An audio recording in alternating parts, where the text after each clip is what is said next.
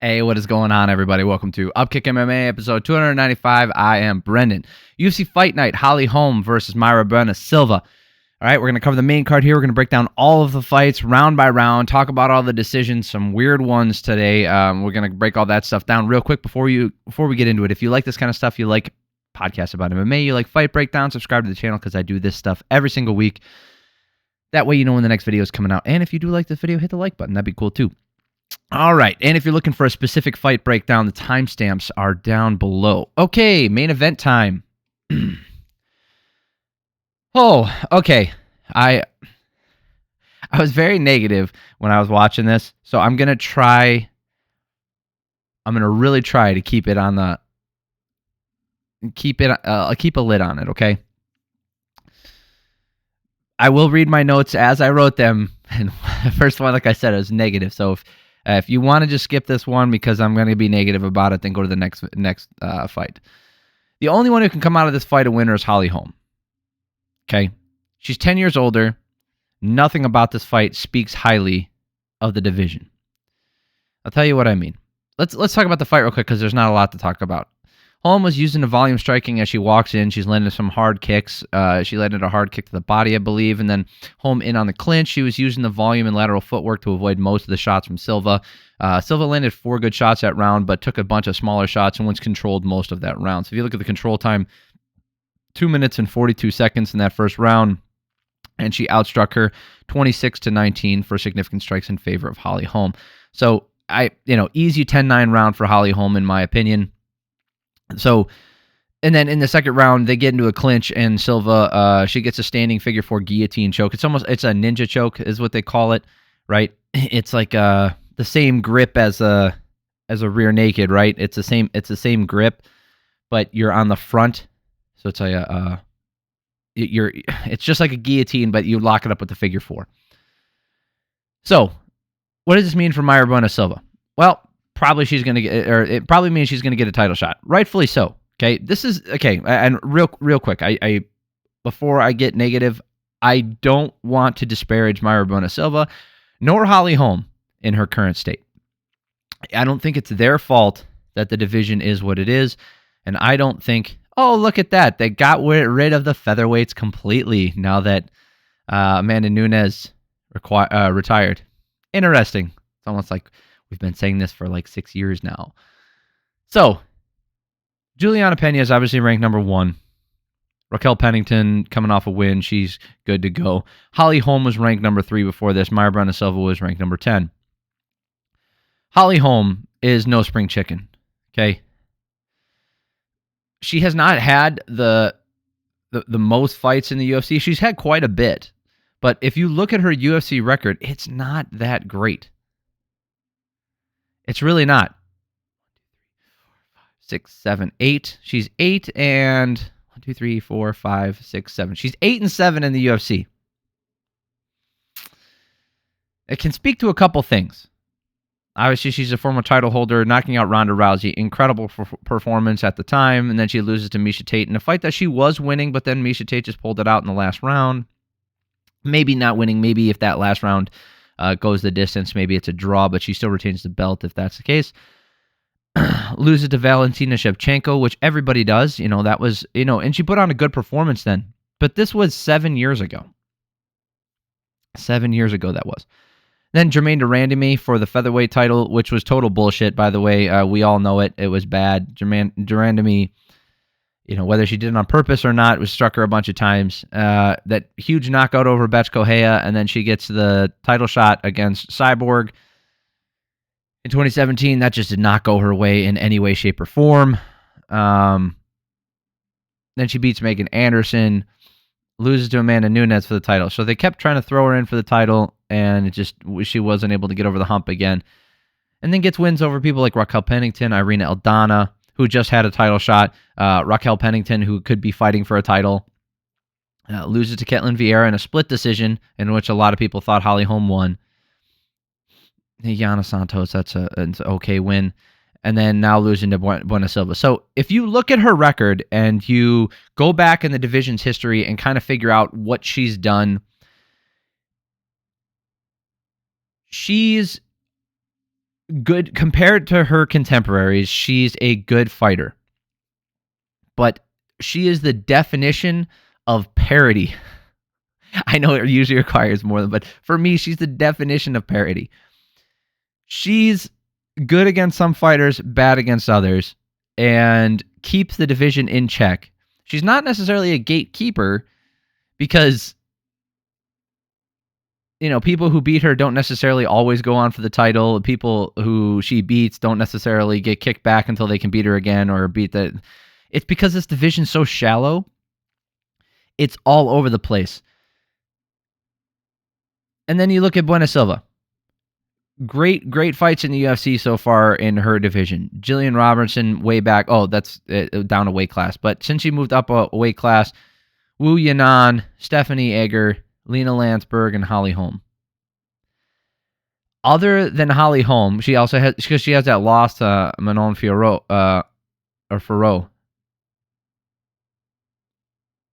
But she hasn't beat anybody with outstanding skills other than Holly Holm. And it's just because the division's so shallow. They're trying to kick her up and put her into the title picture.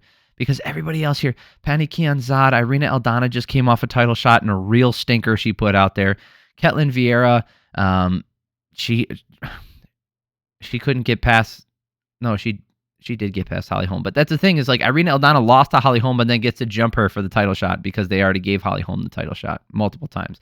Juliana Pena is sitting up there after her last performance, which she did not look good against Amanda Nunes. Raquel Pennington got destroyed by Amanda Nunes years ago, but now she's on a win streak, so now what do we do with her?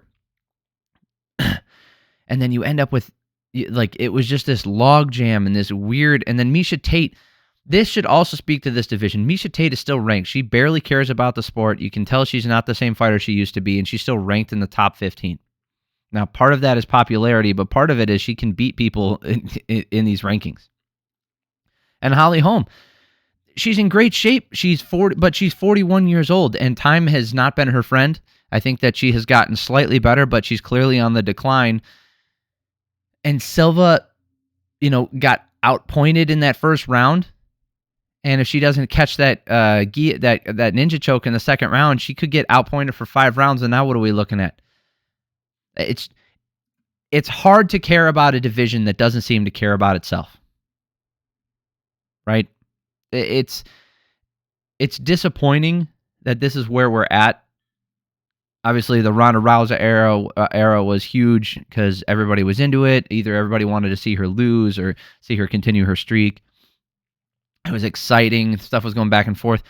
I would argue that Ronda Rousey in her prime would still be competitive against a lot of the women in the division today. And she got destroyed by Holly Holm. That's where we're at right now, is a scattered, thinned out, lackluster division. And I would hazard to guess that part of it is the fact the talent pool is diluted by other organizations. You end up, I've explained this before, 135, 145 is really pushing it, and then 155 for women is definitely the top end, right? We're talking about that's the heavyweight version of women, the women's divisions. And it just has to do with natural body size and frame. You're not going to find a lot of athletic women who are 155 pounds. You're going to find a little bit more who are 145 and a little bit more who are 135. The sweet spot is really in those lower weight classes like strawweight. 115 is really, that's why we see so many more competitive fights in that division. And then on top of that, right, so you have less women who are going to be naturally athletic, less women who are going to, and then you have to take from that athletic one, that athletic pool, people who want to fight at all, and then some who get good enough to be what we consider a UFC fighter. And now you have to contend with other organizations paying them more money, the Bellators, the PFLs, and with that being said, you're going to dilute the talent pool so much that you're just not going to get the most competitive fights all the time. A lot of them are going to be stinkers. You're going to have a lot of drummed up contenders in order to push them forward, and it's going to make for a lackluster division. I think I don't want to let it die necessarily, but what I would do is make it what it is, right? Make them all fight each other. Give someone the title, sure, but there's no title. No title holder preference for this division. It's you fight anybody we want to. If I find a contender, I'm throwing them in there. We find anybody, we're throwing them in there right now. We really got to find someone who stands out in this division, because right now there isn't anybody. There isn't. There's not a single person in this division you're like, that's a world beater. It's just the way it is. All right, I said I would try to be less negative. I don't think that was that bad. Bassil Hafez versus Della Maddalena. Boy, this turned out to be a banger, huh? This is one of the best fights on the card. A little sloppy at times on the feet, but that's just because of the exhaustion, especially on Hafez's side. So, just for history, JDM is what they call him, Della Maddalena. He cut weight for last week, and he was supposed to fight on 290, and Sean Brady got hurt or got sick or whatever, so he couldn't fight. Then we're trying to find a replacement for him, so he still kept cutting weight, and then he signed on the dotted line, but the UFC wouldn't let any of the fights go through, so they got moved to this week, and then they found Bassil Hafez making his UFC debut. Bassil got right in on a double leg, gets a lift, and got the takedown almost immediately. Bassil countered some of the pressure with two huge hooks and gets a takedown, countering the guillotine with a roll, and then staying on top. Hafez is just standing there, taking a couple of shots and landing a few of his own. Then he gets a takedown again, and that was his round, 10-9. If you look at the striking numbers here, 13-9. So it's not that Hafez was so far behind in the striking. He stood there and banged with him when he would, but he had 3 minutes and 19 seconds of control time. Clearly his round, 10-9. Second round here. Hafez going for the takedown right away, can't get it, and lands a spinning elbow on the break, which was really nice. They're going 1-for-1 on the feet, both landing hard. Maddalena is cleaner on the feet and landing more this round, and Hafez is tired. But Hafez worked his way to a takedown in 1 minute and 45 seconds, and I don't know if I can give that round to Hafez just because Maddalena landed so much of that damage early, so I had it really close, but I gave this round to Maddalena, and that was... so it's 19-19. You look at the striking numbers here, 27-16. He did out-damage him. He outlanded him. And the control time was in the favor of Hafez, 2 minutes and 15 seconds. It's just not enough to really give him that round, in my opinion. Okay, third round here. Hafez was finding moments in the striking in between the clean strikes of Maddalena, hard right hand, and then a left from Maddalena. And then they get in on the clinch. Hafez was trying to go for the takedowns somehow. I don't know how he was still going for takedowns. He was so tired. Maddalena got the back, and Hafez is so tired, but somehow reverses position and gets on top. Hafez shoots a double with 30 seconds left, and he just does not quit. I had it. Look at this last round, 43-7 in favor of Maddalena. I only gave it a 10-9. You could have given it a 10-8, but I just didn't feel like he was that close to finishing the fight. And he was controlled for a little bit, so it's like Hafez was still fighting back in a effective way. So I had it 29-28 for Maddalena. I almost didn't want to give it to him just because Hafez worked so damn hard, but it's the way you got to score it. And Maddalena says, oh yeah, and when he was being interviewed afterwards, so he did get it via split decision. Maddalena said, I knew it was close, but the judges make a lot of bad decisions, so I knew I had a chance. That's horrible. The fact that that's... like an actual thought that a professional fighter has is ridiculous. So, Saul D'Amato is the lone judge who gave it to Hafez, giving the first 2 rounds to him. It's not a bad scorecard. I think it was close enough that you could do that. But Junichiro Kamijo and Chris Lee both saw it how I saw it. And it's not that I'm right and everybody else is wrong. That's a possibility, and I think that's a good call. Hafez is still... on short notice, I think stepping up like this, I think he's got some talent, and I'd be excited to see what he can do in the future. Fun fight, though. If you didn't watch that one, that's a banger. Go back and watch that one. Ottman Azaitar versus Francisco Prado. This fight was fun while it lasted, too. Both guys landing some low kicks. Prado trying to shoot for takedowns, and he's landing with the hands early. Azaitar landing the uppercut, and Prado firing right back with the hooks. Azaitar was doing a good job when he hooks to the body. He was landing those pretty hard, but then Prado, he kept setting up this spinning elbow. He threw it once, but you could tell he was trying to set it up, and then he finally lands it when he throws it the second time, dropping Azaitar, cutting him bad, and then the ref steps in. It was an early stoppage, absolutely, but it was just a bad timed stoppage. If Tonyoni had stopped it like 10 seconds, or not 10 seconds, like 3 seconds earlier, I don't think there'd be any controversy, but because Azaitar was coming to and kicking Prado away, it was a bad moment to stop the fight. But Prado looks really good. Young guy, I think, exciting fighter. I'm down to watch him fight some more. He's freaking fun to watch. All right, Junyung Park versus Albert Duraev. Fight was fun too. Park using the jab and the low kick, and Duraev countering with the hard left hook up top and to the body. Duraev was throwing so hard with all the hooks. The nose of Duraev is busted up from the jab of Park. Park goes for the guillotine to end the round. First round was real close, but if you look at the striking numbers here, 25-20 in favor of Park. And yes, he did get cracked in that first round, but that last submission attempt was real close.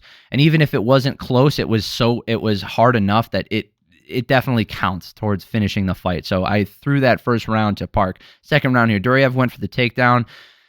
They get back up with no damage. Park still using that jab, landing a nice right hand. Park is starting to break Duraev, and hard left hand puts Duraev down. Park gets on the back, laying out some ground and pound, gets the rear naked choke finish. Wow, what a great fight. Seriously, fun fight. Go back and watch this one if you didn't. There's lots of good stuff on this card to watch.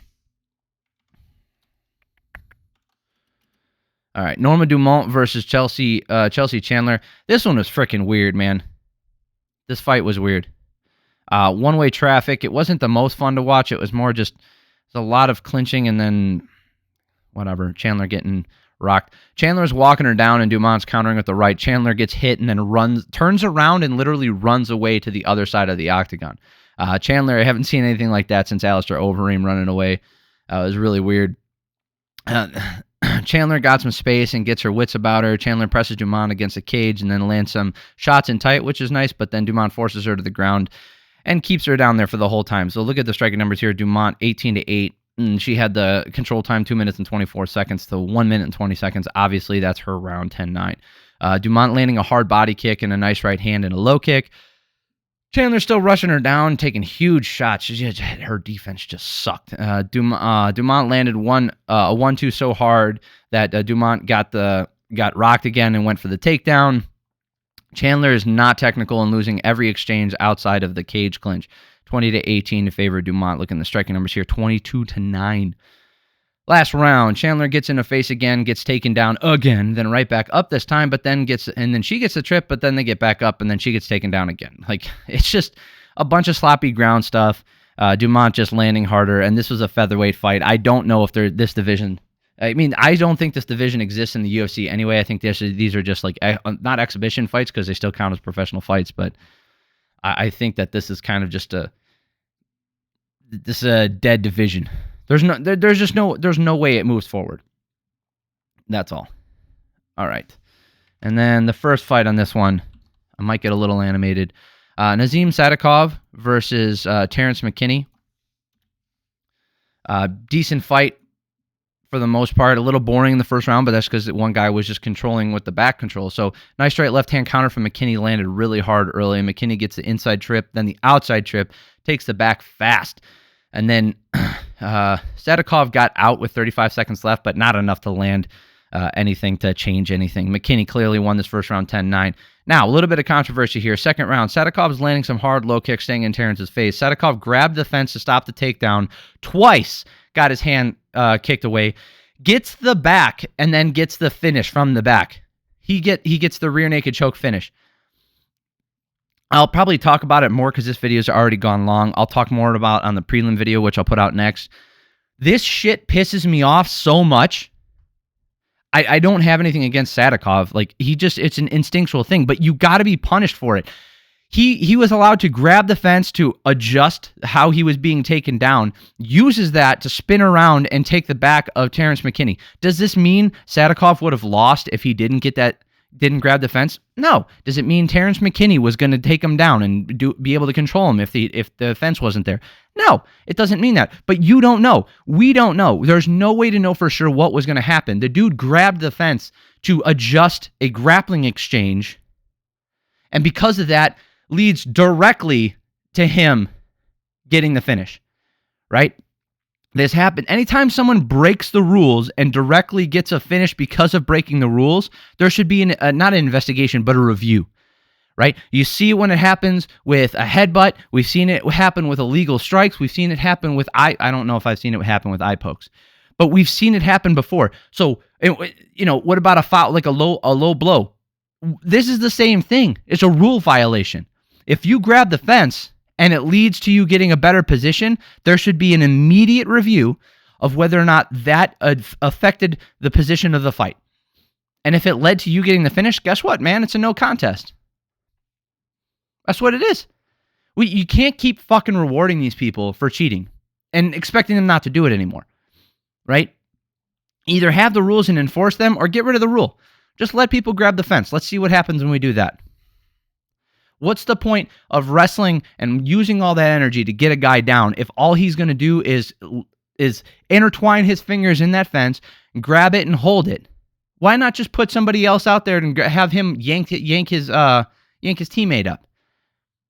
It's absolutely ridiculous that this is still going on, and it's not the only time it happened on this card. Anyway, that's it for this one. I appreciate y'all for stopping by. If you like this kind of stuff, subscribe to the channel so you know the next video is coming out. 2 or 3 videos every single week breaking down fights. I'm also covering the Ultimate Fighter series. If you like that stuff, I've got a breakdown of every single episode. I've got those up. I put those up on every Wednesday, and I hope you guys have an amazing week. Love y'all.